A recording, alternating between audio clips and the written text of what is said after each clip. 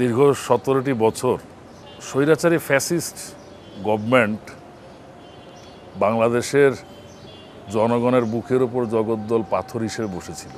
তারা বিভিন্ন সেক্টরে তাদের নিয়ম অনুযায়ী তাদের পছন্দের লোকদের সেট করে তারপরে তাদের পছন্দের লোকদের দিয়েই বিভিন্ন ধরনের কার্যক্রম পরিচালনা করে তারা পছন্দ করতো এবং স্বাচ্ছন্দ্য বোধ করতো, যার ফলে ভিন্ন মতাবলম্বী যারা ছিল আমাদের মতো তারা আমাদেরকে একটু দূরে একটু আড়ালে রাখার চেষ্টা করেছে।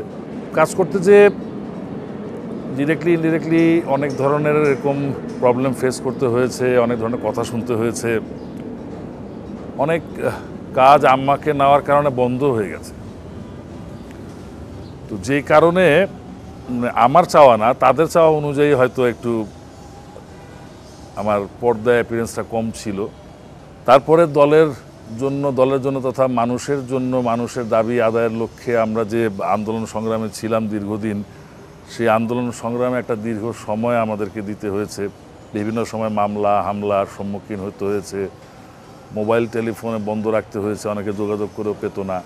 এর মধ্যে জেলও কেটেছি প্রায় 4.5 মাসের মতো। তো সব প্রতিকূলতার মধ্যেই আসলে দিন কাটিয়েছি আমরা, যার ফলে ওই খুব একটা বেশি আমাদেরকে আর সামনে দেখা যায়নি বা ফোকাস করা যায়নি। তবে এখন যেহেতু দিন বদল হয়েছে, ইনশাল্লাহ চেষ্টা করব যে সবার সাথে সাম্যের ভিত্তিতে যাতে আমরা সবাই একসাথে কাজ করতে পারি। বাবু ভাই, আপনি কি একমত কিনা? International Standard University, New Dimensions in Education. না, আমি তো অবশ্যই ওর সাথে একমত। মানে ও তো ওর আরও কিছু লুকিয়ে কথা বললো। ওর বাসাতে হামলা, ওর বাসা 3বার ভেঙে গেছে, হয়তো ভুলে গেছে। আসলে আমরা না এত সুন্দর মন নিয়ে চলি যে কেউ আঘাত করলে তাকে আঘাত করতে ইচ্ছা করে না, কারণ এটা আমরা তো সংস্কৃতি, আমরা গান করি, আমাদের মনটা একটু মানে আমরা তো সবসময় দর্শকদের মাঝে থাকি, জনগণের সাথে থাকি। তো আমাদেরকে কেউ কিছু বললে আমাদের অত লাগে না, কিন্তু আঘাত করলে লাগে। তো আমার মনে হয় যে শিল্পী, চলচ্চিত্র যারাই আমরা কাজ করি তাদেরকে যাতে আঘাত না করা হয়। এই যে আপনি খেয়াল করে দেখবেন, এই স্বৈরাচারের ওই পতনের আগে আমাদের নারায়ণগঞ্জ থেকে কিন্তু খালি ওদের বিরুদ্ধে একটু গান গাওয়ার জন্য, র্যাপ করার জন্য কিন্তু ওদেরকে ধরে নিয়ে এসে জেলে এবং টর্চার করা হয়েছে। তাহলে আমরা যাব কোথায়? আমরা যে মুখ খুলে কিছু বলবো, আমাদেরকে ধরে নিয়ে এসে তো তারা টর্চার করছে। আমার মতো ইথুনবাবুকে পেলে তো গুলির নির্দেশ ছিল। আমি, মৌসুমি, পরাণ, রোজেন, এরা তো সব মানে কীভাবে যে ছিলাম এটা আল্লাহ রসুল জানে। যেহেতু আপনারা আজকে আমাদেরকে ডাকছেন, তো আজকে আমার অনেক কথা বলার আছে।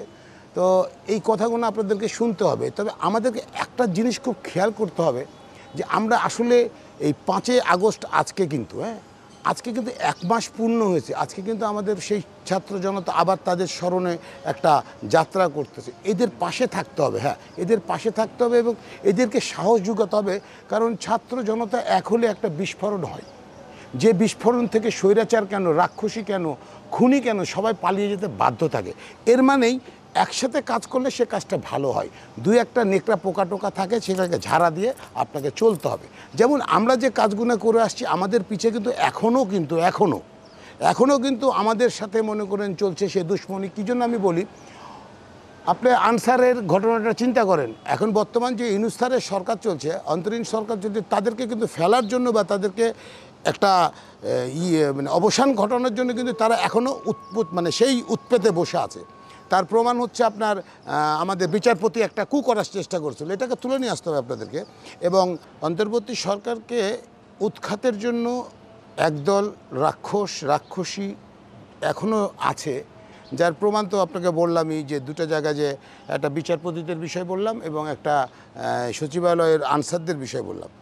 এবং এখনও এই যাত্রাতে অনেক পাঁচাটা কুত্তা, যাদেরকে ডাইরেক্ট কুকুর বলা যায়, তারা কিন্তু এখনও আমাদের সরকারকে উৎখাতের জন্য কিন্তু লেগে আছে। খালি উনাদের জন্য না, আমাদেরকেও উৎখাত করার জন্য, আমাদের সবাইকে উৎখাত করার জন্য, সংস্কৃতি বলেন, চলচ্চিত্র বলেন, সবাইকে উৎখাতের জন্য একটা টিম কাজ করছে।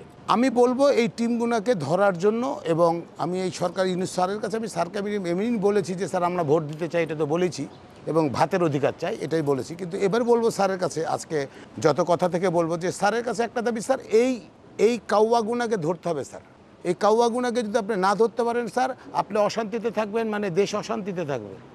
সংস্কৃতি লন্ডন ভণ্ড হয়ে যাবে, দেশ লন্ডভণ্ড হয়ে যাবে। এখান থেকে এদেরকে পাকড়াও করতে হবে। আমি সবশেষে বলবো কেন আমি এই কথাগুলো বলতেছি এবং আমাদের কি করতে যাচ্ছি সেটাও আমি আপনাদের মাধ্যমে আজকে জানাবো। তো আমি এতটুকুই কথা বলবো, দেশটা আমরা যেভাবে নিয়ে আসছি, আজকে এক ছোট্ট উপমা হচ্ছে বন্যা। এই বন্যাতে আমরা খুঁজে পেয়েছি যে দেশটা যে একটা উজ্জ্বল নক্ষত্রতে চলে গেছে, সারা বিশ্ব যে থেকে গেছে, তাকিয়ে আছে যে বাংলাদেশের মানুষ কি।